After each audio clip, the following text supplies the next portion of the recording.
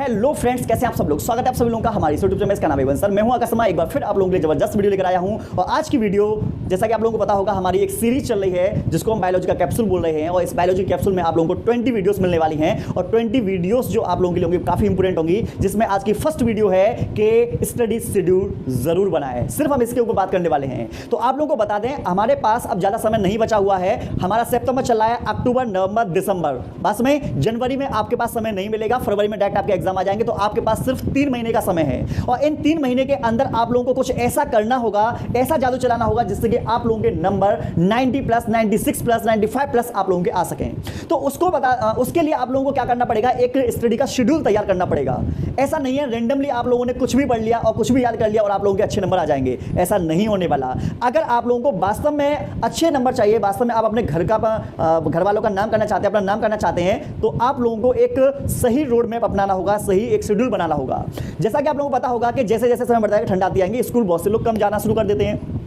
लेकिन आप अपने पूरे दिन का, आपको क्या काम है ना, पूरे दिन का एक चार्ट बनाना है। चार्ट में ये लिखना है कि पूरे दिन किस समय आप क्या करते हैं। सुबह 5 बजे से लेकर रात को 11 बजे तक इसके बीच का समय होना चाहिए आपके पास। और समय जब आप लोग देख लें तो उसमें आप लोगों को क्या काम करना है। जो स्कूल का समय है, तो स्कूल के समय में जैसे मान लो आपके 4 घंटे या 5 घंटे आपके जाते हैं, तो 4-5 घंटे में जो क्लास के अंदर जो लेक्चर लिए जाते हैं, उन लेक्चरों को आप ध्यान से देखना और उन्हें समझने की कोशिश करना।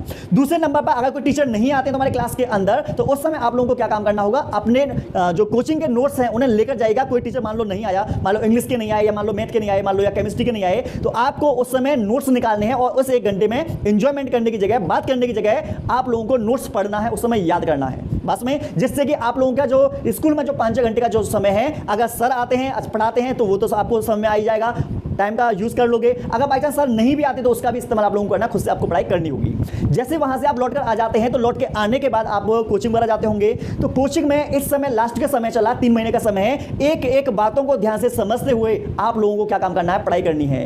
क्लास के अंदर जब बैठ जाए तो बिल्कुल शांत रहकर आप लोगों को पढ़ाई करनी है। लास्ट का समय सर आप लोगों के इंपोर्टेंट बातें भी बता सकते हैं, तो इंपोर्टेंट बातों को ध्यान में रखिएगा। बहुत से बच्चे कहते हैं कि सर हमसे याद नहीं होता। तो याद रखने के लिए या याद करने के लिए चीजों को समझना आवश्यक होता है। अगर कोई सब्जेक्ट या कोई टॉपिक या कोई ऐसी चीज जो हमको आसानी से समझ में आ गई है, तो उसे हम आसानी से याद भी कर पाएंगे। लेकिन आपको बता दें, प्रॉब्लम यहां आ जाती है कि आपके सर जब क्लास में समझाते हैं तो आप आपस में बात करने में लग जाते हो, या आप अपने आसपास में नैन मटक्का करने में लग जाते हो, या कुछ भी करने में लग जाते हो। तो उस समय तुम्हारे पास प्रॉब्लम क्या होती है, तुम्हारा जो दिमाग होता है वो पढ़ाई में ना होकर इधर उधर की चीजों में होता है, जिसके कारण आप लोगों के कॉन्सेप्ट बिल्कुल डगमगा जाते हैं। और आप लोग जब उसे याद करने के लिए बैठते हो तो आपको वो याद नहीं होता। वो इसलिए याद नहीं होता क्योंकि जिस समय आपको समझाया गया था, आप लोगों ने ध्यान से नहीं समझा था। अगर आप ध्यान से समझेंगे किसी भी चीज को, तो आपको अच्छे से वो याद भी रहेगा। और पेपर टाइम में अगर बाई चांस आप भूल भी जाते हैं, तो आप खुद के दिमाग से आप उसे लिख भी सकते हो, क्योंकि जब समझाया गया था तो आपने उस चीज को ढंग से समझा था। अगर जो बच्चा नहीं समझता है तो उसके लिए प्रॉब्लम यही आती है। तो अगर उसने रट्टा मार लिया, याद आ गया पेपर में तो ठीक है। अगर याद नहीं आया तो वो उसे छोड़ के चला आएगा। और अगर उसमें कुछ लिखेगा भी तो उल्टा सीधा लिखकर चला आएगा, तो उससे कोई फायदा नहीं होने वाला। तो आपको कोचिंग के अंदर जो भी सब्जेक्ट पढ़ने के लिए जाते हैं, आपको बता दें, ये हमारे पास जो स्कूल है, हमारे पास जो कोचिंग है, ये विद्या का मंदिर कहलाता है। जैसे मंदिर में जाकर भगवान के आगे हाथ जोड़कर आप विनती करते हो, वास्तव में आंख बंद करके मन्नतें मांगते हो, उसी तरीके से शांत मुद्रा में बैठते हो मंदिर में, उसी तरीके से क्लासरूम के अंदर आप लोगों को शांत मुद्रा में बैठकर अच्छे से समझना होगा। क्योंकि यहां पर आप लोगों को जो विद्या दी जा रही है, ये आपके भविष्य को बनाने वाली चीज है। और जब आपके भविष्य को जो चीज बनाएगी, तो उस चीज को ध्यान से अपने अंदर उतारना होता है। और आप लोग नहीं उतारते तो आपका जो फ्यूचर है वो बर्बाद होने से कोई भी नहीं रोक सकता। और बर्बादी का कारण भी यही होता है कि जिस समय आप लोगों को चीजें सिखाई जाती हैं, उस समय आप नहीं सीखते। आप क्या काम करते हो, उस समय नहीं सीखते। घर पर जाकर आप रट्टा मारना ज्यादा पसंद करते हो, क्लास के अंदर समझना पसंद नहीं करते। अरे रट्टा तो यार कोई भी मार लेगा, रट्टा मारने से काम नहीं चलेगा। काम चलेगा तो समझने से चलेगा। और समझने के लिए एक समझदार इंसान होना जरूरी है। और समझदार इंसान वही है कि जब कोई भी बातें आप लोगों को बताई जाएं, तो उन्हें सीखने पर, समझने पर ज्यादा से ज्यादा ध्यान दिया जाए। जैसे आप लोगों का कोचिंग हो जाता है, तो कोचिंग के बाद जब आप घर पर जाते हैं, तो आपके पास ये शेड्यूल जरूर बना चाहिए कि हमें 1 घंटे या 1.5 घंटे हर एक सब्जेक्ट को देने के लिए टाइम मैनेजमेंट करना या टाइम निकालना जरूरी है। जैसे मान लो बहुत से लोग ऐसे हैं, यकीन मानिए, जिन्होंने इंग्लिश को उठाकर नहीं देखा होगा, जिन्होंने हिंदी की किताबें नहीं खरीदी होगी, हिंदी के एक शब्द तक नहीं पढ़ा होगा खुद से। जिसने अभी तक इंग्लिश या हिंदी नहीं पढ़ी मुझे कमेंट करिए, अभी वीडियो को रोको और वीडियो रोकने के बाद मुझे अभी कमेंट करो कि आप लोगों ने हिंदी या इंग्लिश अभी पढ़ी है या नहीं पढ़ी। अभी लगे हुए हो किसमें, physics chemistry biology, physics chemistry math. अरे क्या बस इन्हीं से काम चल जाएगा? क्या वो सब्जेक्ट नहीं है? अरे जब आप लोगों की इंटर हो जाएगी तो इंटर होने के बाद में सारा काम आपका इंग्लिश का होने वाला है, लेकिन इंग्लिश तो आप पढ़ ही नहीं रहे। सारी चीजें जो आपकी आएंगी, कोई भी कोर्स वाला करोगे, मेडिकल लाइन का करोगे, वो टोटल इंग्लिश में आने वाली है। इंग्लिश तो पढ़ ही नहीं रहे। अगर बाई चांस मान लो फिजिक्स केमिस्ट्री बायोलॉजी को हटाओ, अगर हम कहीं पर मिलने के लिए जाते हैं, कहीं पर बात करते हैं, कुछ भी काम करते हैं, तो वहां पर कम्युनिकेशन जो होती है इंग्लिश में होती है, तो ज्यादा इंटेलिजेंट माना जाता है। जब इंग्लिश अच्छी किसी की होती है तो उसको जॉब भी आसानी से मिल जाती है, उसकी पर्सनालिटी डेवलप भी अच्छी हो जाती है। तो इंग्लिश का बहुत बड़ा महत्व है। सिर्फ आप इसलिए मत याद करो कि इसमें से लॉन्ग क्वेश्चन याद कर लेंगे मॉडल लाकर, सेंटर आइडिया याद कर लेंगे, इसलिए नहीं। अरे इसलिए पढ़ो क्योंकि ये इंग्लिश आप लोगों के जीवन को बनाएगी, ये इंग्लिश आप लोगों के बहुत काम आने वाले हैं। क्योंकि आज के समय में लगातार इंग्लिश का ट्रेंड बढ़ता जा रहा है। जब इंग्लिश का ट्रेंड बढ़ रहा है तो आपको इंग्लिश पर ध्यान देना चाहिए।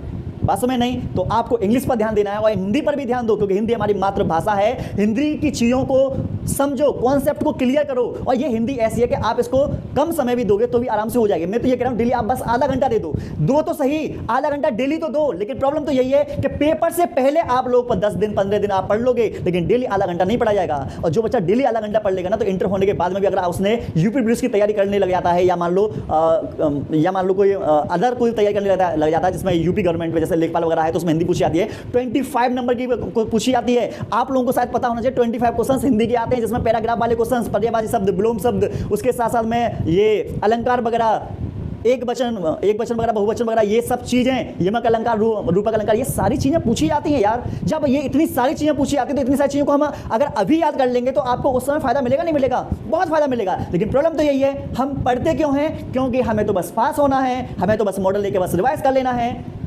ऐसे काम नहीं चलेगा, आप लोगों को अच्छे से करना पड़ेगा। पढ़ाई कर रहे हो ना, स्टूडेंट हो ना, तो मजाक क्यों बना रखा है फिर पढ़ाई को? अगर पढ़ाई कर रहे हो तो ईमानदारी से करो और लगातार करो, जबरदस्त तरीके से करो, क्योंकि ये मौका इंटर करने का बार बार नहीं आएगा आप लोगों का। एक बार मौका मिला है पढ़ाई करने का तो इसमें आप तबाही मचा दो, दिखा दो सब लोगों को कि हम अगर पढ़ाई करने पर आ जाए तो कुछ भी कर सकते हैं। तो आपको क्या काम करना है, अपना जी जान लगा लेंगे और आपको बता दें, घर पर आने के बाद में 1.5 घंटा सब सब्जेक्टों को पढ़ना स्टार्ट करना है, जिसमें कि आप लोगों को एक घंटे आपको किसी चीज को लर्न करना है और आधे घंटे जो आप डेली पढ़ रहे हो उसका रिवीजन करना है। तो इस तरीके से आप लोगों का शेड्यूल बनना चाहिए। डेली अगर आप याद करते रहोगे तो आपके अंदर एक जबरदस्त कॉन्फिडेंस भी अंदर से आएगा, और कॉन्फिडेंस जब आएगा तो आप लोगों को बता दें आपकी जो तैयारी है वो बहुत अच्छी होगी और तुम खुद बोलोगे।